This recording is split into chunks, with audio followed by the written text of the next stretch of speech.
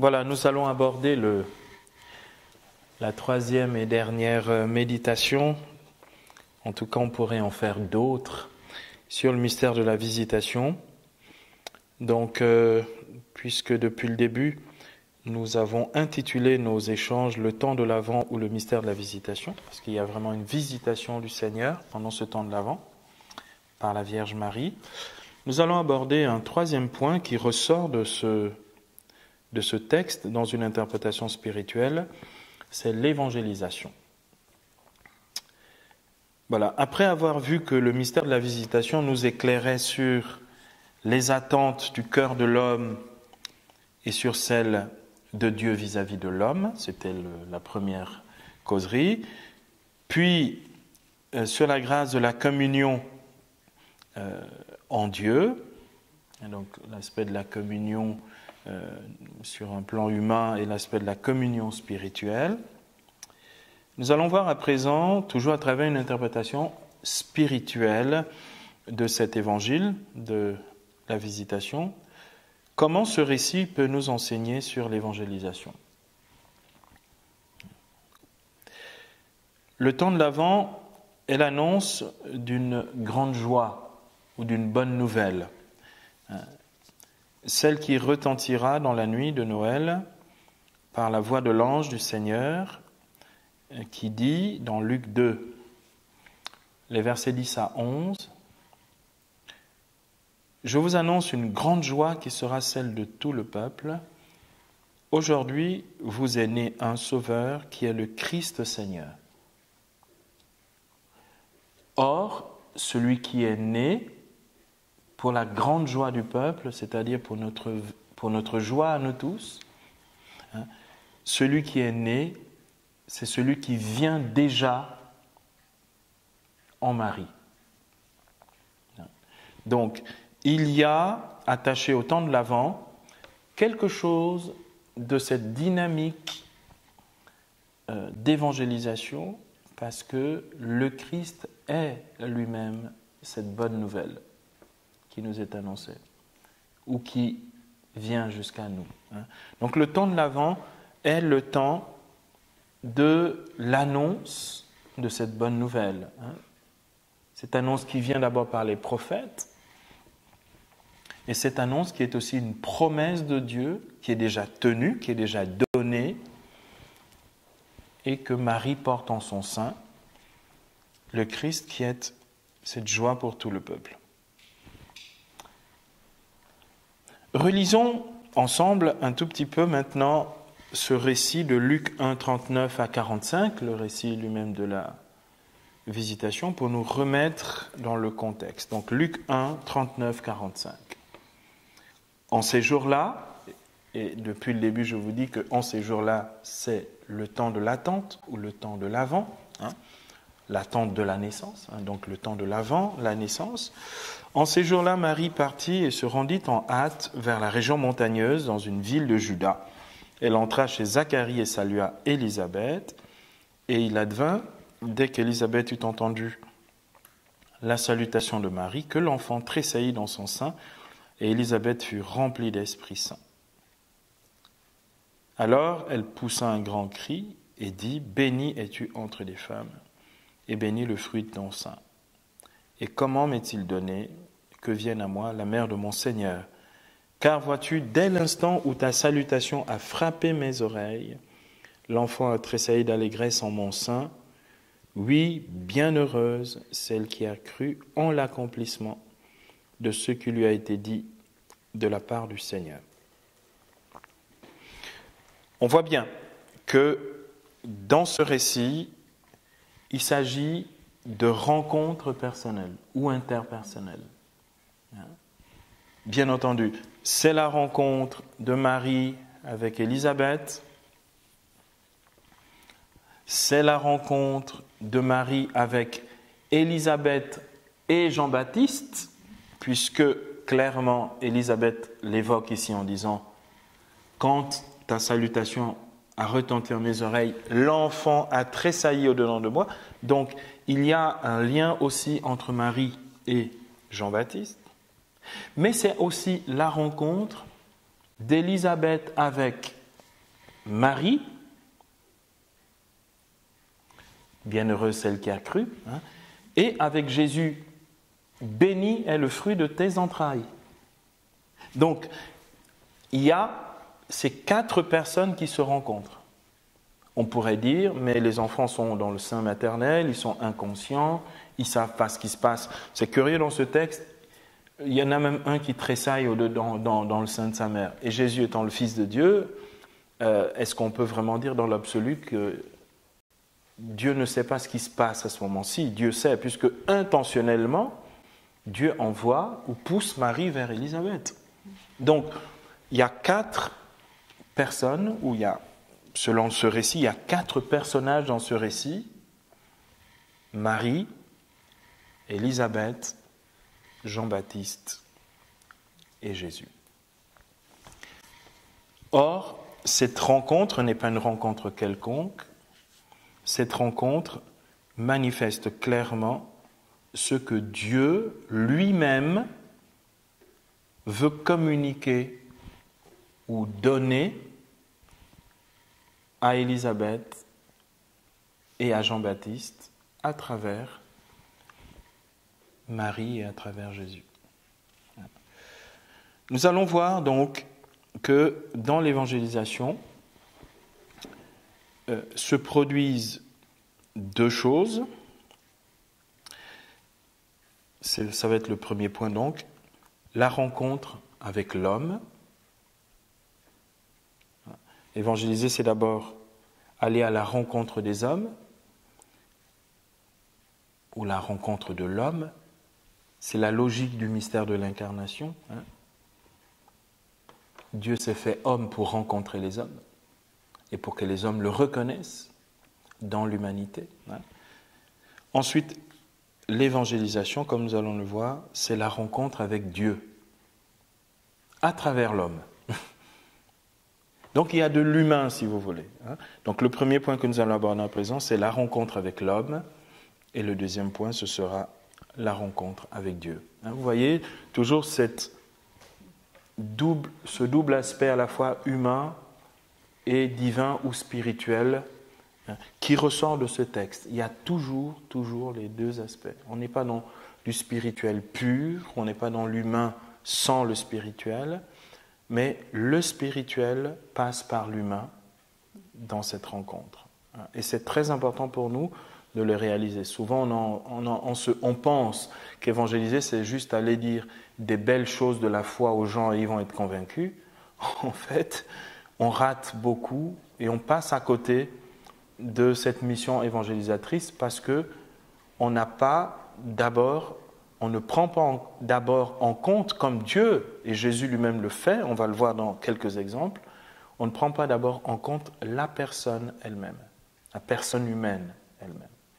Et du coup, notre discours, notre message passe à côté parce que les gens ne se sentent pas, en tant qu'hommes, concernés par ce message-là. Donc, premier point, la rencontre avec l'homme. Dans cet évangile de la visitation, nous pouvons mieux percevoir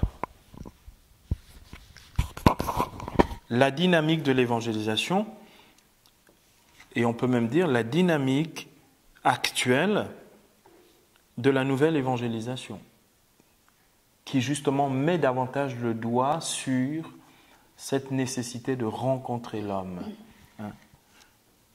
Car pour rendre possible l'accès des hommes à Dieu, pour qu'on rende accessible Dieu aux hommes,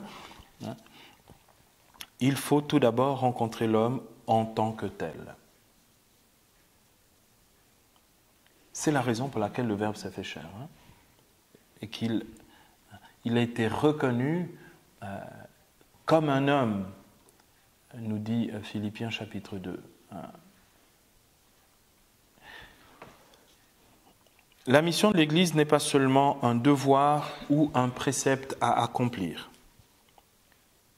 C'est comme l'a fait le Christ lui-même, une rencontre personnelle avec chaque individu qui est aimé de Dieu. Quelque part, on pourrait dire, c'est à travers l'amour humain que nous portons aux hommes que Dieu passe pour aimer à travers nous. Ce qui se passe entre Marie et Élisabeth. Elle ne se dit pas « j'ai d'abord un amour spirituel et peut-être j'ai aussi un amour humain pour ma cousine Élisabeth ». Non, en aimant Élisabeth, elle l'aime aussi bien humainement que divinement. Autrement dit, Dieu passe par son amour humain pour manifester son amour divin à sa cousine Élisabeth. Jésus nous le montre. Je vais citer ici que 2 exemples, mais il y en a des quantités dans les évangiles. Au chapitre 3 de Jean, la rencontre entre Jésus et ce vieillard que l'on appelle Nicodème, qui était un sage en Israël. Nicodème est accueilli par Jésus. Jésus lui dit que pour naître d'en haut, il faut recevoir le baptême, donc l'eau et l'Esprit Saint. Et ce Nicodème, c'est celui que nous retrouvons au chapitre 19 de l'évangile de Jean, au moment de la mort de Jésus, lui avec Joseph d'Arimathie qui vont enterrer le Seigneur. Donc, ça veut dire qu'entre-temps, il a reconnu l'amour de Dieu à travers Jésus, parce que le passage où Jésus dit « Dieu a tant aimé le monde qu'il a donné son Fils », il l'adresse à Nicodème. Afin que quiconque, tout homme qui croit en lui, ne périsse pas, mais ait la vie éternelle.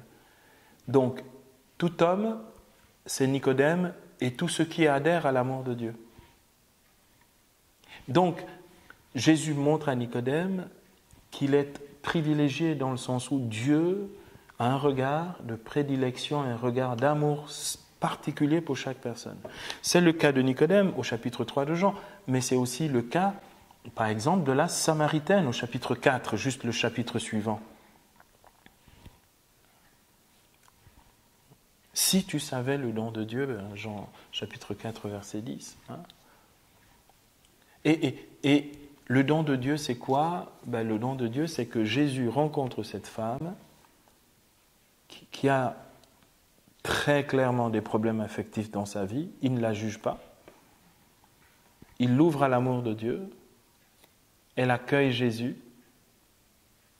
Elle l'emmène dans son village. Jésus reste un week-end chez les Samaritains et tout le village se convertit. Donc, on voit bien que la dynamique de l'évangélisation telle que Jésus nous le montre, bien sûr, il y a la prédication aux foules, la foule de ses disciples, mais quand Jésus veut gagner une âme qui n'est pas disciple, Jésus rencontre des individus.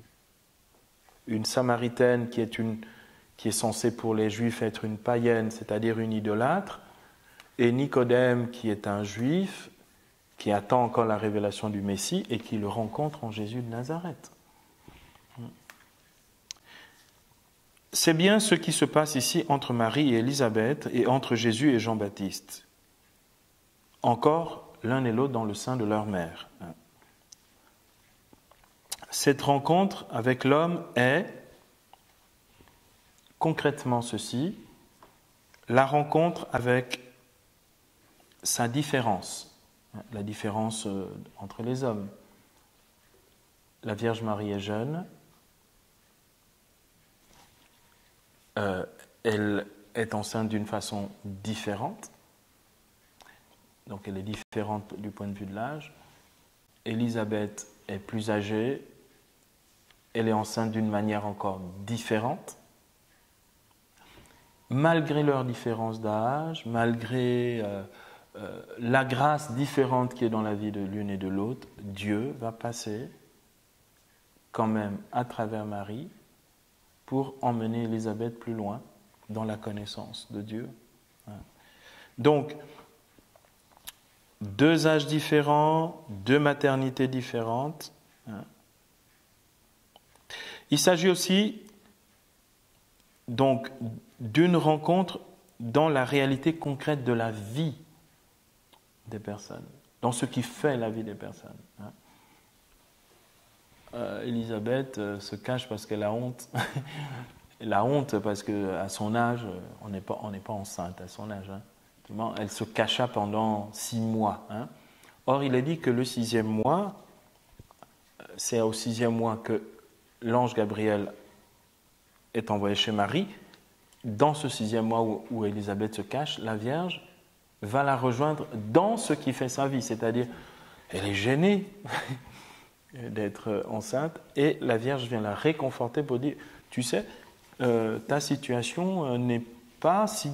Elle est différente bien sûr, mais pas si différente finalement que la mienne, parce que moi aussi, j'ai conçu dans des conditions très particulières. Je suis vierge, j'ai un enfant, toi t'es âgé, miraculeusement, alors que tu ne pouvais plus, Dieu rend possible les choses. Donc, la rencontre avec l'humain, chacun dans sa réalité, son contexte, justement, Marie vient servir Élisabeth chez elle durant 3 mois, nous dit Luc 1,56. Comme on est au 6e mois, les 3 derniers mois, en fait, c'est jusqu'à l'accouchement. En fait, Marie est là pour elle, alors qu'elle est une jeune femme enceinte, elle est là pour sa cousine Élisabeth. C'est plus crédible lorsqu'on parle aux gens dans leur contexte que lorsqu'on leur dit des choses qui ne les concernent pas. C'est très intéressant, cet évangile. Et enfin, c'est une rencontre dans ses attentes spirituelles. Dans les attentes spirituelles donc d'Élisabeth, ces attentes spirituelles les plus profondes que nous avons déjà vues dans notre première méditation. En particulier, cette 3e et dernière attente spirituelle, qui est plus ou moins consciente de connaître davantage Dieu dans sa vie, puisqu'on l'entend ici exprimé par la bouche d'Élisabeth, elle l'exprime dans Luc 1,43, comment m'est-il donné, ou comment, selon certaines traditions, comment ai-je ce bonheur que vienne à moi la mère de mon Seigneur. En fait, elle est surprise dans son attente. Quelque part, Marie vient la visiter, mais elle est surprise parce qu'avec cette visite, c'est le Seigneur qui vient la visiter. Elle rencontre Marie et elle dit, mais je ne m'attendais pas, mais comment c'est possible ? C'est absolument extraordinaire. Son attente de Dieu qui était au fond d'elle, pas toujours exprimée, pas toujours claire, tout d'un coup devient une attente qui est comblée parce que le Seigneur vient à elle par sa mère. Comment m'est-il donné que vienne à moi la mère de mon Seigneur ?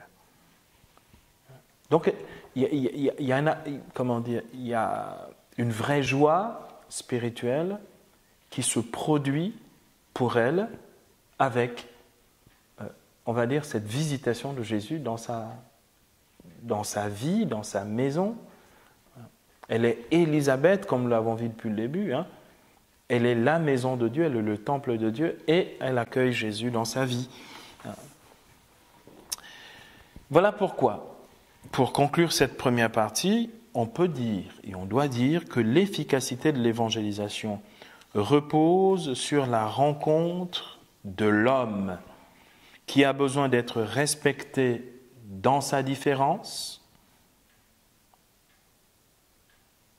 qui a besoin d'être écouté.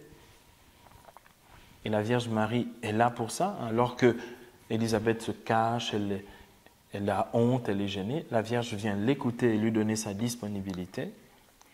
De l'homme qui a besoin d'être servi. Jésus n'est pas venu pour être servi, mais pour servir. Et puis, de l'homme, surtout, qui a besoin d'être aimé.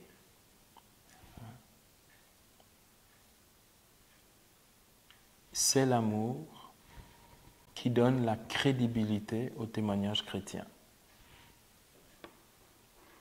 Eh oui. Donc, vous voyez ce que ça implique, la rencontre avec l'homme. Ça implique le respect de la différence, l'écoute, le service et surtout la charité.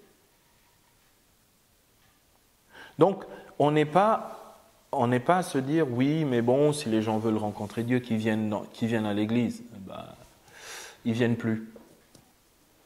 Et Jésus n'a jamais dit il fallait que les gens viennent à l'église. Jésus a dit d'aller de toutes les nations et de faire des disciples. Donc, c'est l'église qui doit aller à la rencontre des gens.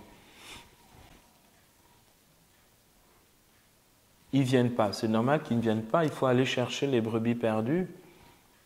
Et même dans une parabole, vous savez la parabole où le maître du repas a préparé un repas, il invite des gens et puis chacun dit non, non, tu sais, moi je dois aller marier ma fille, essayer ma paire de bœufs, tout ça. Hein. Jésus dit d'aller par les chemins et d'emmener de force les gens. Donc il faut aller les chercher. Il faut aller à la rencontre des gens. Deuxième point présent, après la rencontre avec l'homme, c'est là, dans cet évangile, c'est la rencontre avec Dieu. Comme je l'ai déjà plus ou moins dit,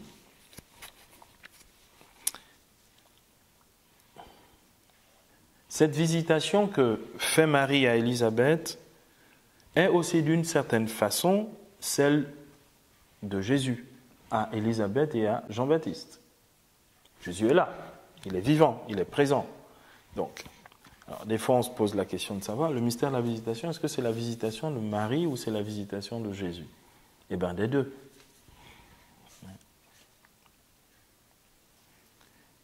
Donc, c'est aussi, d'une certaine façon, la visitation de Jésus à Élisabeth, à Jean son cousin et à Zacharie, qui n'est pas nommé dans ce récit, mais on est quand même... elle entra chez Zacharie et salua Élisabeth, dit le verset 40.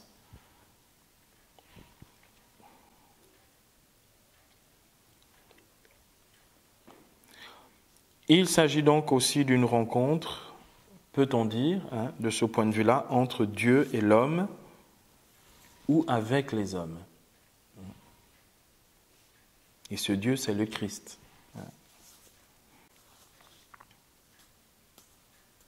Cette rencontre avec Dieu qui se fait par Marie, la mère de Dieu, se produit par l'expérience du Saint-Esprit, comme on le voit ici dans Luc 1, 41. Donc, cette rencontre avec Dieu qui se fait par Marie, la mère de Dieu, se produit par l'expérience du Saint-Esprit, comme on le voit dans Luc 1, 41. Il advint, dès qu'Élisabeth eut entendu la salutation de Marie, que l'enfant tressaillit dans son sein, et Élisabeth fut remplie d'Esprit Saint. Mais il s'agit aussi, donc, de la rencontre avec Jésus vivant en Marie. C'est ce que Élisabeth exprime dans les versets 41 à 43. Elle poussa un grand cri et dit « Bénie es-tu entre les femmes, béni le fruit de ton sein, et comment m'est-il donné que vienne à moi la mère de mon Seigneur ?» Donc, il s'agit de la rencontre du Seigneur qui passe par l'intermédiaire de Marie. Marie est l'évangélisatrice qui apporte non pas elle-même, donc Jésus. Souvent les chrétiens, surtout nos frères chrétiens protestants, chipotent en disant oui, pourquoi vous accordez tant d'importance à Marie ? En fait, la finalité n'est pas Marie elle-même. Marie donne le Christ. Comme tout chrétien témoin de la foi ne vient pas pour s'annoncer lui-même, il vient annoncer Jésus et manifester Jésus aux hommes. C'est ce que fait la Vierge Marie en bonne évangélisatrice. Ce texte de l'Écriture nous enseigne à sa manière sur l'évangélisation en nous rappelant quoi ? Ce texte nous rappelle que l'évangélisation ne peut pas être une propagande du christianisme, aussi merveilleux soit-il, ni une forme de prosélytisme pour forcer les gens à croire et augmenter ainsi le nombre des fidèles. Ce n'est pas du prosélytisme. Mais que l'évangélisation est d'abord Dieu qui vient à la rencontre des hommes et qui rend possible la rencontre des hommes avec Dieu. Dieu qui fait le premier pas. Et ce n'est pas Élisabeth qui va voir Marie pour rencontrer Jésus. C'est Jésus qui vient par Marie ou en Marie rencontrer Élisabeth. Dieu vient jusqu'à nous. Il se déplace pour nous. On le voit même à la fin, après la résurrection. Au chapitre 20 de Jean, Jésus apparaît, Thomas n'est pas là. Et il chipote, il dit, ah bon, vous l'avez vu? Moi aussi je ne vois pas. 8 jours plus tard, nous dit l'Écriture, Jésus revient exprès pour un seul, pour Thomas. Il vient pour nous et pour chacun personnellement.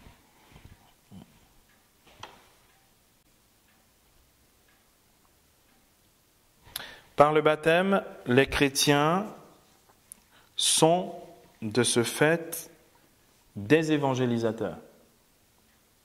Par le baptême. Car, comme Marie, ils sont porteurs de Jésus-Christ. C'est ça, Christos. Nous sommes des Christoi, des chrétiens, d'autres Christ. Parce que nous le portons en nous. L'apôtre Paul dit dans Galates 2:20, ce n'est plus moi qui vis, mais le Christ qui vit en moi, comme en Marie. D'accord ? Donc, les chrétiens sont, comme Marie, porteurs de Jésus-Christ, et leur témoignage se fait non pas uniquement par des discours persuasifs de la sagesse humaine, mais comme dit Actes 1:8 et 1 Corinthiens 2:4-5, par la puissance du Saint-Esprit, qui est celui qui conduit à la vérité tout entière. Jean chapitre 16, verset 13. Dans l'Esprit Saint, Élisabeth reconnaît Jésus dans le sein de Marie. Et comme nous le savons, cette vérité divine qui sauve, c'est le Christ Jésus lui-même qui est la vérité.